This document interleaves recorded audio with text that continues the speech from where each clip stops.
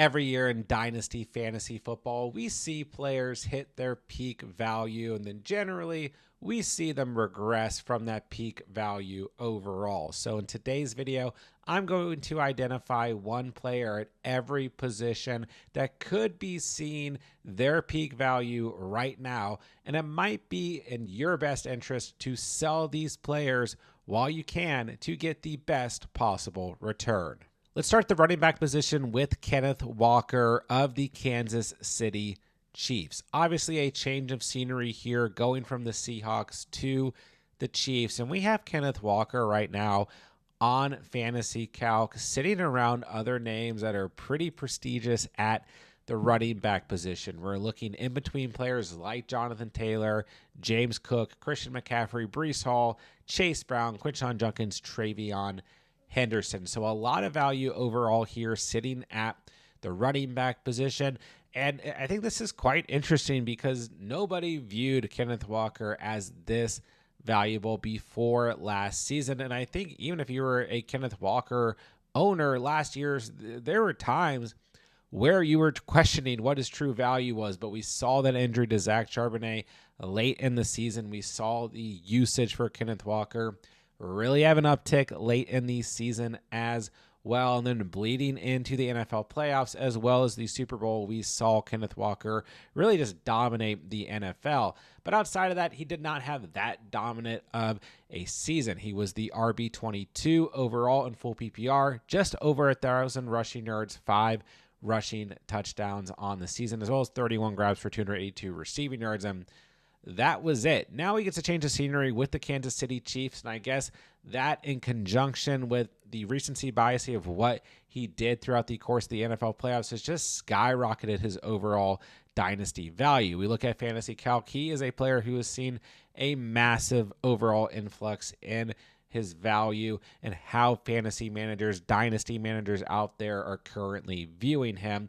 And right now his estimated pick value on Fantasy Calc is the 1.3 to the 1.4. And you look at some trades out there right now, I'm seeing Kenneth Walker moved straight up for 2027 first round picks. And this is what we really want to focus on in today's video are, can we move these players for overall first round picks? And do you think that we would still be able to move these players for first round picks next year or the following year based on their value? And I'm just not quite sure that after the 2026 fantasy football season that we're going to see Kenneth Walker viewed in similar fashion in terms of value as what we are seeing right now. So I'm not denying that he can have a nice year in 2026. I'm not denying that the Kansas City Chiefs is a place that tends to raise the value of players when it comes to fantasy football. But right now, I think you can move Kenneth Walker easily for a first rounder. That's what Fantasy Calc is telling us is happening across dynasty leagues right now.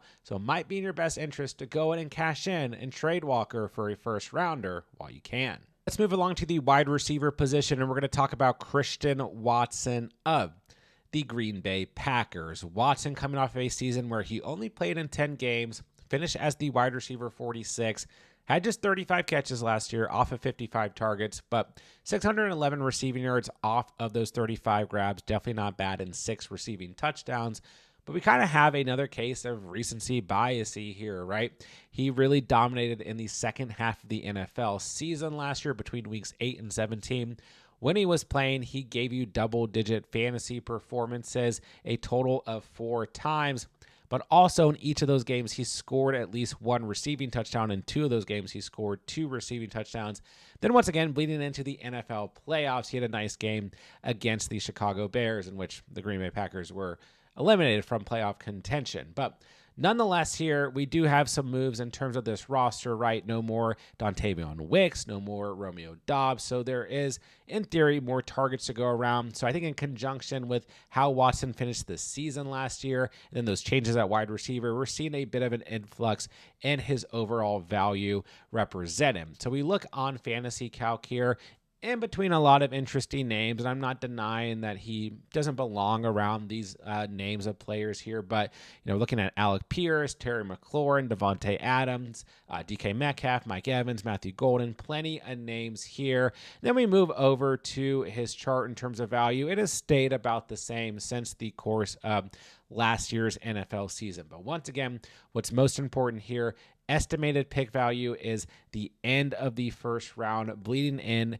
to the second round. And then if you go and look at active trades that have happened in the past couple of days on Fantasy Calc, you are seeing Christian Watson moved in some cases for straight up 2026 first rounders, and in packages that include 2027 first rounders. And listen, I am a fan of Watson. I think he's a nice piece to own as a flex option. But once again, I'm just not quite sure after this season that you're going to be able to cash in on this value for Christian Watson. And we all know the elephant in the room for Watson is the injury history. He's never played a full NFL season overall, and that always has to be a concern, even if the roster has cleared up a bit at the wide receiver position. So Watson, for me, is just another player that you should at least be considering trying to go ahead and sell while he's at this current value. And very quickly, if you guys are new to the channel, do us a huge favor. Hit that subscribe button down below. Come join the Dynasty Endgame community.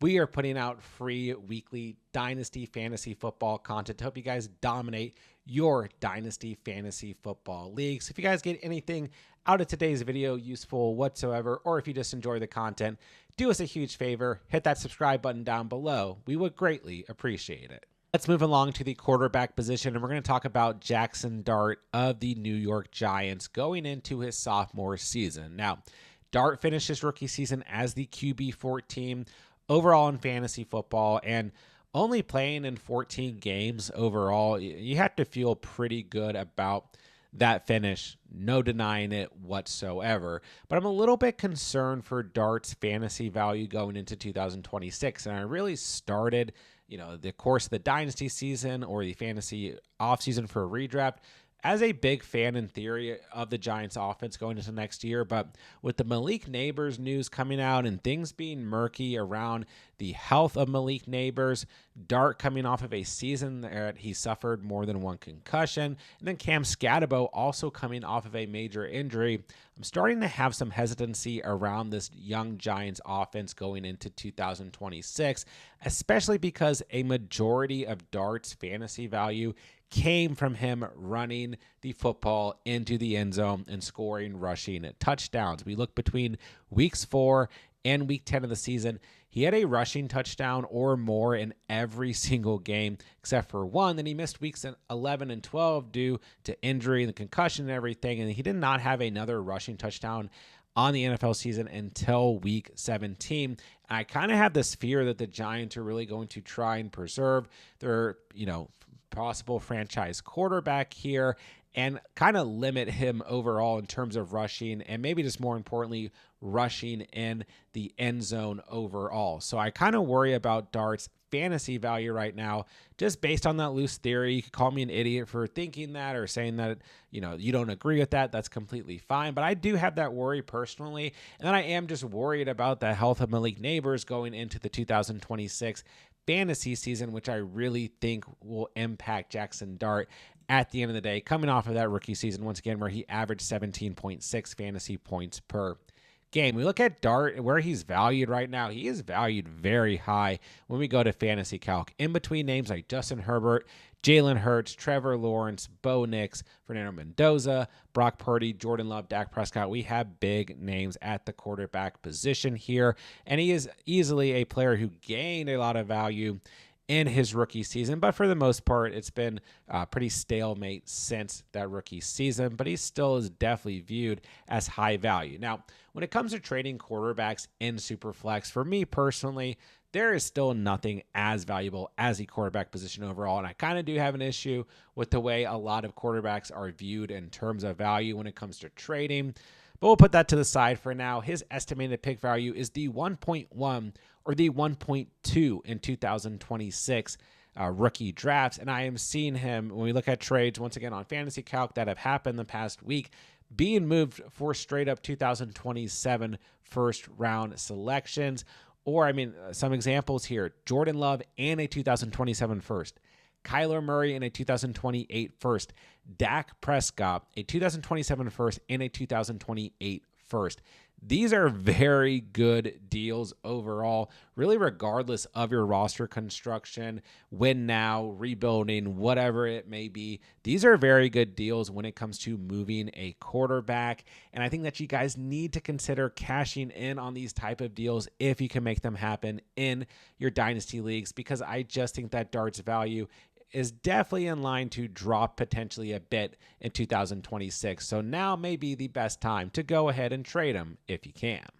All right, we're going to wrap up the video with the tight end position and talk about Harold Fannin of the Cleveland Browns. Another player here going into his sophomore season, finished as the tight end 6 in 2025. 72 catches off 107 targets, 731 receiving yards, 6 total touchdowns, or 6 total receiving touchdowns, and 11.7 fantasy points per game. So a very productive season for Fannin in his rookie year. But now moving into his sophomore season, you can't deny that there are more pass catchers on the Browns team overall. We go back to last year, right? We had 107 targets in total for Fannin. We look to Jerry Jeudy, he had 106, and outside of that, basically nobody on this team getting targets. But now we have Casey Concepcion added to this offense, as well as fellow rookie wide receiver Denzel Boston. And both of these players are going to come in and demand targets. But even on top of that, right, if we just take the targets out of the equation, what are we really going to get at quarterback this year for the Browns? Are we going to see more of Shedeur Sanders? Are we going to see Deshaun Watson potentially get the start? We have some question marks here at quarterback. I think that's something else to definitely consider when we're looking at Harold Fannin's stock. Now, we look at it where he's valued. He's very, very, very highly valued at the tight end position, in between names like Tyler Warren, Tucker Kraft, Kenyon Sadiq, Sam Laporta, Kyle Pitts, Eli Stowers, George Kittle, Dalton Kincaid. I mean, we have high value names here. Overall, he is the tight end 6 in terms of value when we're looking at fantasy calc. So very highly regarded here. A player that saw a big influx, obviously, throughout the course of his rookie season. But once again, for the most part, has met a stalemate since. But what we're mainly focusing on here, once again, estimated pick value, is looking at the 2026 1.6 to 1.7. Once again, this may just be the time to cash in on Harold Fannin if you want a first rounder in return. We look at some active trades that have gone on for Harold Fannin in the past week on Fantasy Calc again. Fannin moved for the 1.11 as well as the 2.11 in the 2026 draft, a 2028 pick with Skylar Bell attached, 2028 first rounder, with Skylar Bell attached. Harold Fannin moves straight up for a 2027 first rounder. Harold Fannin and Jacoby Brissett swapped for the 2027 first, and Sam Darnold. These are the type of trades that you need to go for if you're trying to cash in on a player like this who could be at his peak overall value. Now, once again, all the players in today's video I like. If you want to hold on to these guys, you don't want to trade them, I have no issue with that whatsoever. And I think that Fannin is still in line for a good and productive 2026 fantasy football season. But I think it's also easy to say that his overall production could take a bit of a dip because he was really the only true pass catcher on this team last year.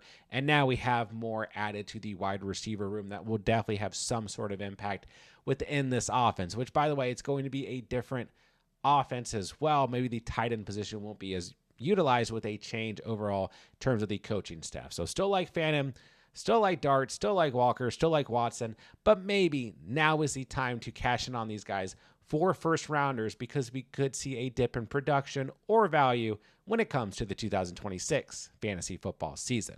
So there you guys have it. There are 4 players, one at every position, that you might want to consider selling now before it's too late, because right now you can cash in on these players for first round selections overall, and not just in 2026 rookie drafts for the most part, but maybe for the 2027 rookie drafts as well. We know how valuable those 2027 first rounders are looking. So if you enjoyed the content today, do me a huge favor. Like I asked earlier, hit that subscribe button down below. And if you guys haven't already checked out all of the great Dynasty Fantasy Football content here on the channel that we've put out so far, you can do so by checking out this playlist right here.